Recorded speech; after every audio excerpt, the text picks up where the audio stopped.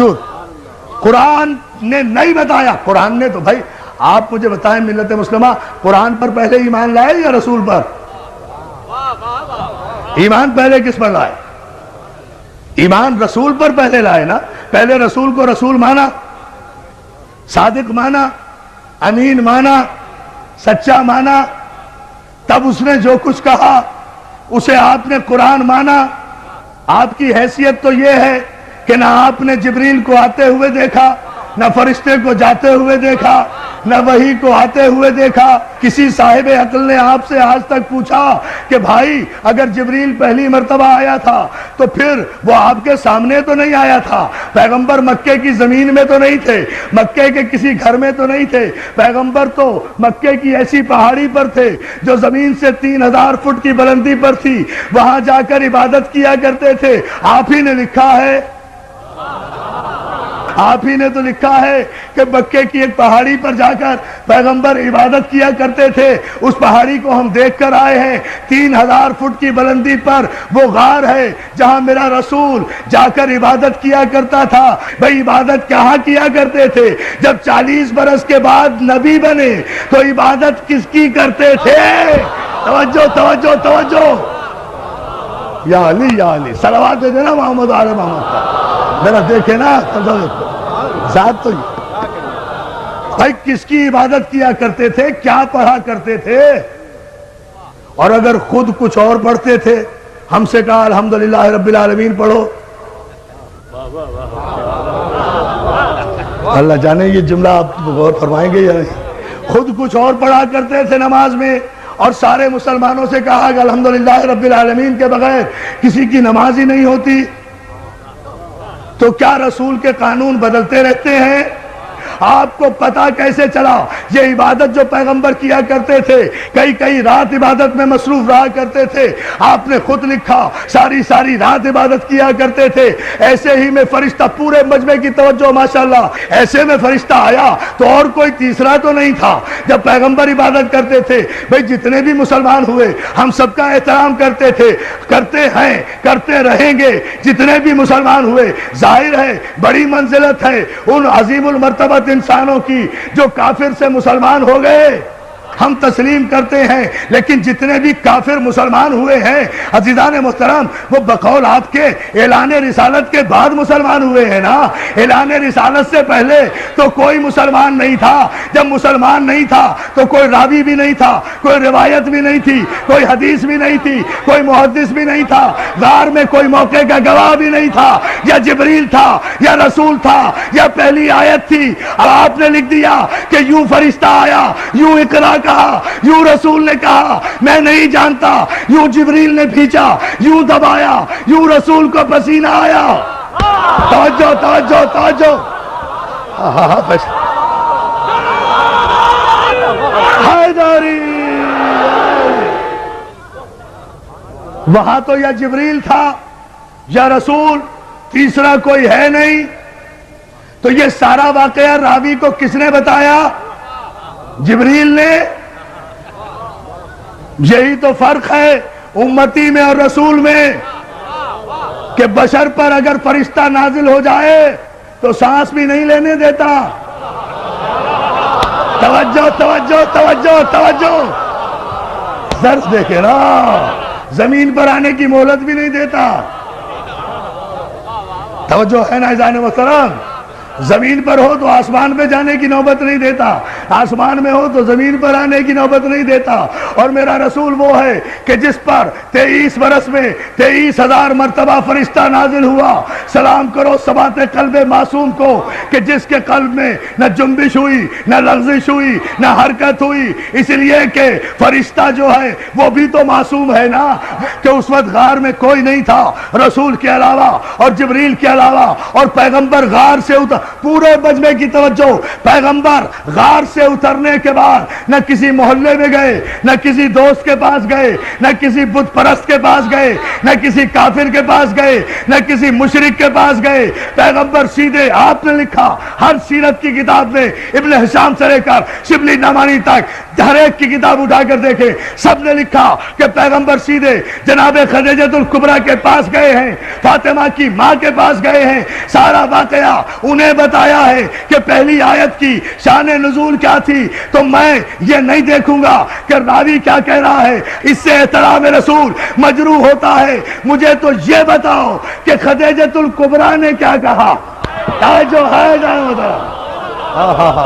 بھائی، جو واقعہ بھی ہوا ہے پہلی وحی کے موقع پر، اس کا گواہ کوئی نہیں، لیکن جناب خدیجہ الکبریٰ وہ ام المومنین بیوی ہے کہ ساری کائنات کی خواتین میں جنہیں یہ شرف حاصل ہے کہ جنہوں نے سب سے پہلے لب رسالت کو وحی کے مطابق جنبش کرتے ہوئے دیکھا اور اس کی تصدیق کی۔ ہائے ہائے ہائے، جناب خدیجہ الکبریٰ وہ خاتون ہیں کہ جنہوں نے اس وقت تصدیق رسالت کی جب کوئی تصدیق کرنے والا نہیں تھا۔ تو اس پہلی آیت کی راویہ یا تو خدیجہ الکبریٰ ہوں گی، یا ابو طالب ہوں گے، یا جبریل، یا رسول۔ ان چاروں میں سے مجھے بتاؤ کس نے روایت کی کہ جبریل نے جب اقرا کہا تو پیغمبر نے کہا میں پڑھا لکھا نہیں ہوں؟ کمال ہے۔ آپ مجھے بتائیے کہ اگر یہاں بھی میرے پیغمبر کی تو توہین نہیں ہوئی، بھئی پیغمبر کو کہا نا جبریل نے اقرا، اگر معاذ اللہ پیغمبر نے کہا کہ میں پڑھا ہوا نہیں ہوں تو غلطی کس کی؟ بھائی مجھے پاک محرم ایسوسی ایشن کے نقیر رضوی صاحب نے اور ان کے اراکین نے کہا کہ آپ نشتر پارک میں مجلس پڑھیے، انہوں نے کہا، میں نے وعدہ کر لیا، میں آ کر ممبر پہ بیٹھ گیا، مجمع اتنا ماشاءاللہ سامنے ہے، اب بیٹھ کر بولتا ہی نہیں، مجمع کہہ رہا ہے مولانا پڑھیے، میں کہوں میں بھائی ان پڑھ ہوں، میں تو پڑھا ہوا نہیں ہوں، تو سارا مجمع پاک محرم کے سر ہو جائے گا نا کہ بھائی ان پڑھ کو لا کر ممبر پہ بٹھا کیوں دیا؟ توجہ توجہ توجہ توجہ، سارا مجمع سر ہو جائے گا نا کہ جب یہ پڑھنا نہیں جانتا تھا تو اسے ممبر پر لا کر، بہت توجہ، ممبر پر لا کر بٹھایا کیوں؟ مجھے پھر بھی کچھ نہیں کہے گا، یا بلانے والے کی خطا یا بھیجنے والے کی خطا۔ بھائی یہ تو اللہ سے پوچھو کہ جب وہ پڑھنا نہیں جانتا تھا تو پھر جبریل کو بھیجا کیوں کہ پڑھو؟ اب میں جملہ کہوں گا تاریخی اور آپ کی توجہ چاہوں گا۔ جبریل کو کہا کیوں؟ جو پڑھنا نہیں جانتا تھا، تو جبریل کو بھیجا کیوں کہ جا کر کہو کہ پڑھو؟ تو بات کس پر آ رہی ہے؟ خدا کے لیے شریعت اور معصوم کے فلسفے کو سمجھو۔ پہلی آیت ہی کی معنی و مفاہیم جن کے سمجھ میں نہیں آئے اور شان نزول سمجھ میں نہیں آیا، انہیں کیا پتا کہ شریعت کیا ہے اور بادشاہت کیا ہے؟ صلوات علی محمد و آل محمد۔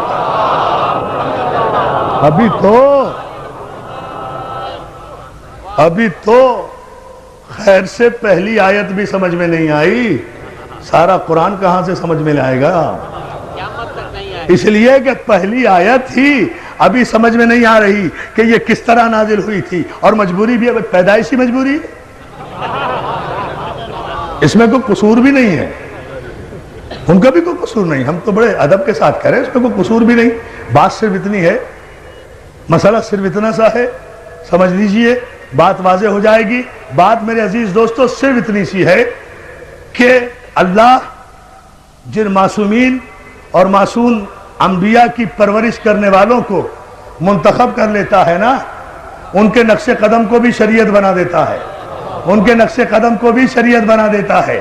مجھے بتائیے نا، کعبے میں جتنی شریعت جاری ہے نقش قدم ہے نا معصوم کا؟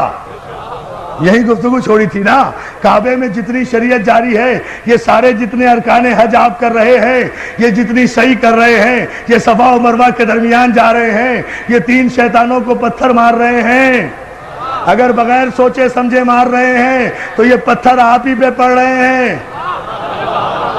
توجہ توجہ توجہ توجہ توجہ، سلوات بھیجے بابا دے برائے۔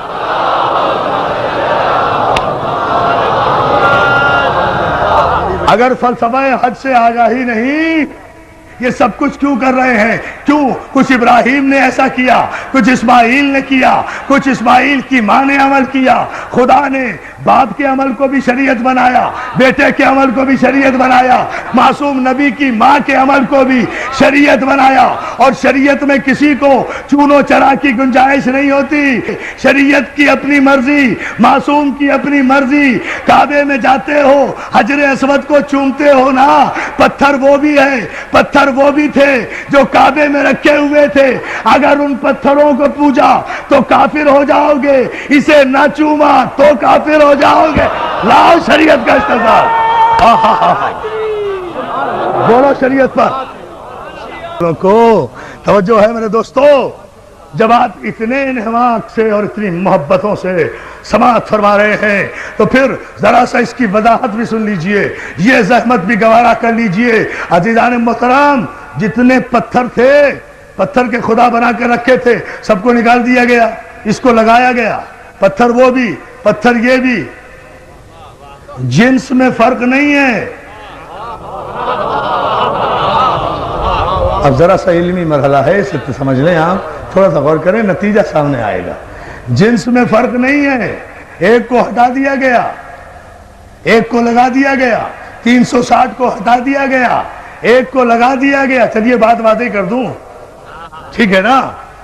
ایک کو لگایا گیا، اس کے ان کے آگے سر جھکایا تو مشرک ہو جاؤ، اسے نہ چوما تو ارکان حج مکمل نہیں ہوتے۔ یہاں تک ارکان حج میں شامل ہے کہ اگر بھیڑ اور رش کی وجہ سے حجر اسود تک نہ پہنچ سکو تو دور ہی سے اپنی ہتھیلی حجر اسود کی طرف کر کے اپنی ہتھیلی کو چوم لو، حجر اسود چومنے کا ثواب ہوگا۔ تو مولانا رش کی وجہ سے حجر اسود تک نہیں پہنچ سکے نا، اصل تک نہیں پہنچ سکے تو ہتھیلی یا انگلی کا اشارہ کر کے چوم لیا نا، وہی ثواب ہوا۔ تو اور ہم کیا کرتے ہیں؟ ہم بھی تو مجلس کے بعد اگر کربلا نہیں پہنچ سکتے تو انگلی کے اشارے سے السلام علیکم یا علی یا علی یا علی، صلوات بھیجے محمد آل محمد پر۔ ایک عجیب فلسفہ کہہ گیا ہوں، ایک عجیب رخ سے اتنی احتیاط، پوری توجہ آپ کی چاہوں گا۔ عزیزان محترم، مولا آپ کو سلامت رکھے۔ اس مسئلے پر آپ غور کریں، یہ تو سارے مسلمانوں کا متفقہ مسئلہ ہے نا، حجر اسود کو چومنا۔ کیوں؟ وجہ صرف یہ ہے، کوئی وجہ نہیں ہے اس پتھر میں، کوئی پھول نہیں لگے ہوئے، کوئی یہ ڈائمنڈ نہیں ہے، کوئی ہیرا نہیں ہے، مگر 1 کروڑ تاج محل قربان حجر اسود پر۔ 1 کروڑ تاج محل اور شیشے اور سونے کی عمارتیں قربان، ہیروں اور جواہرات کی کانیں قربان حجر اسود پر۔ کیوں؟ خدا کے لیے پورا مجمع توجہ کرے، اس لیے کہ میں اپنی تقریر پر اب توجہ نہیں دلوا رہا، میں قیامت کے شعر پر آپ کو متوجہ کر رہا ہوں جو بر وقت مولا کی مدد سے مجھے یاد آیا۔ عزیزان محترم، کوئی وجہ نہیں ہے، وجہ صرف یہ ہے، اب سمجھ لیں آپ، شریعت بھی سمجھ میں آ جائے گی، معصوم بھی سمجھ میں آ جائے گا۔ علی نے توڑ کر بت، کوئی دلیل نہیں ملتی، یہ شریعت میں شامل کیسے ہو گیا؟ علی نے توڑ کر بت حجر اسود کو دیا بوسا۔ ٹھہرو بیٹا، ٹھہرو نہیں، علی نے توڑ کر بت حجر اسود کو دیا بوسا، کہیں بگڑی کہیں پر بن گئی تقدیر پتھر کی۔ یا علی یا علی یا علی۔